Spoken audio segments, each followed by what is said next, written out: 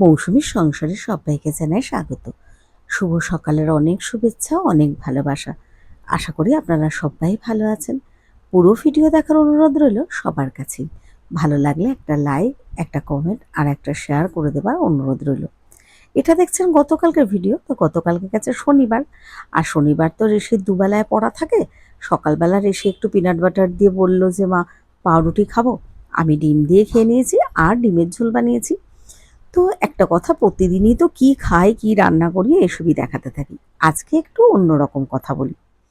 এটা মাঝে মাঝেই আমার ভিডিওতে বা পোস্টে দেখি, আর অনেকে কমেন্টও করেন যে দিদি তুমি বা তোমরা খুব ভালো, তোমাদের মধ্যে কোনো অহংকার নেই, তুমি যেরকম সেই রকমই।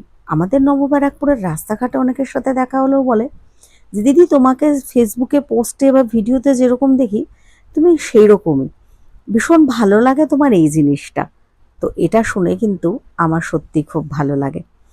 একটা কথা, ছোটবেলার থেকেই মানে অহংকার জিনিসটা কি কোনোদিনও কিন্তু বুঝতে পারিনি, বা বাবা মাও সেই জিনিসটা শেখায়নি যে মানুষের সাথে কোনো অহংকার করার কথা। এইবার আসি, আপনারা কেউ কেউ হয়তো ভাবতে পারেন যে আমি তো খুব গরিব, খুব সাধারণ একজন মানুষ, তো অহংকার কেন করতে যাব, অহংকার করার মতো আছে কি? এটা কিন্তু ম্যান টু ম্যান ভেরি করে যে অহংকার সে কিভাবে কি নিয়ে করবে। যদি বলি আমি অহংকার করার মতন কিছু আছে, তাহলে কি আছে? আমার বাবা মেট্রোরে সার্ভিস করতেন, আমি একটা মাত্র মেয়ে, আমার 3 ভাই, আমি এক বোন। এটাও আমার কাছে অহংকার হতে পারে? না না, আমি কিন্তু এগুলো অহংকার করছি না বা বলছি না।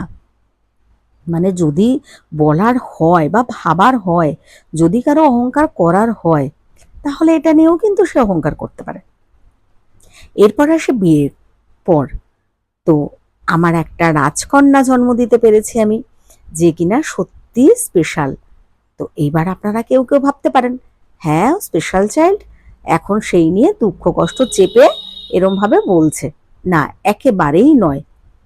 হ্যাঁ অবশ্যই রীতিশা যদি সুস্থ, মানে সুস্থ মিন যে ও আর 5টা বাচ্চার মতো হতো, হয়তো ওকে আমি বিয়ে দিতাম, ভালো একটা কলেজে পড়াশোনা করাতাম, বা অন্যরকম জীবনটা হতো। এটা বড্ড সত্যি কথা। কেন সত্যি কথা বলতে, মেনে নিতে আর স্পষ্ট কথা বলতে আর শুনতে আমি খুবই ভালোবাসি। সেটা কিন্তু একটা আলাদা পার্ট।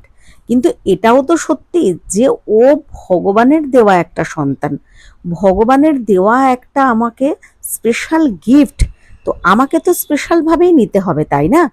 তো সেই জন্য বলছি, আমার মধ্যে যেন কোনোদিনও অহংকার না আসে, এটা আপনারা সবাই আমাকে আশীর্বাদ করবেন। তো চলুন আজকের ভিডিওটা এখানেই শেষ করলাম। সবাই ভালো থাকবেন, সুস্থ থাকবেন, টাটা।